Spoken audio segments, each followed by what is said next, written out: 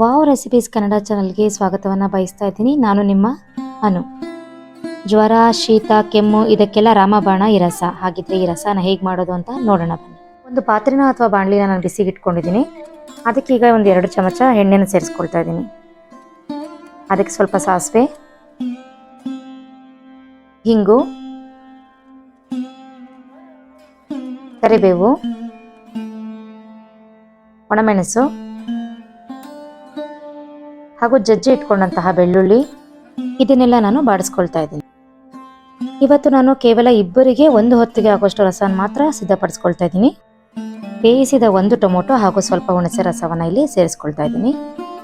ಇದಕ್ಕಿಂತ ಮೊದಲು ನಾನು ಸ್ವಲ್ಪ ಮೆಣಸು ಹಾಗೂ ಜೀರಿಗೆನ ಎರಡನ್ನೂ ಡ್ರೈ ಫ್ರೈ ಮಾಡಿ ಅದನ್ನು ಮಿಕ್ಸಿಗೆ ಹಾಕಿ ಪುಡಿ ಮಾಡಿ ಇಟ್ಕೊಂಡಿದ್ದೀನಿ. ಸ್ವಲ್ಪ ಪ್ರಮಾಣದಲ್ಲಿ, ಅಂದರೆ ನಮಗೆ ಎಷ್ಟು ಬೇಕೋ ಅಷ್ಟು ನೀರನ್ನು ನಾನು ಸೇರಿಸ್ಕೊಳ್ತಾ ಇದ್ದೀನಿ.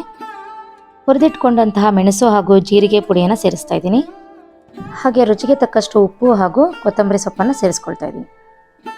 ನಿಮ್ಮ ಮನೇಲಿ ಏನಾದರೂ ಸಣ್ಣ ಮಕ್ಕಳಿದ್ದಲ್ಲಿ ಅವ್ರಿಗೇನಾದರೂ ಶೀತ, ನೆಗಡಿ, ಕೆಮ್ಮು ಬಂದಿದ್ದಾಗ ನಾವು ಈ ರಸವನ್ನು ಅನ್ನದ ಜೊತೆ ಮಾಡಿ ತಿನ್ನಿಸಬಹುದು.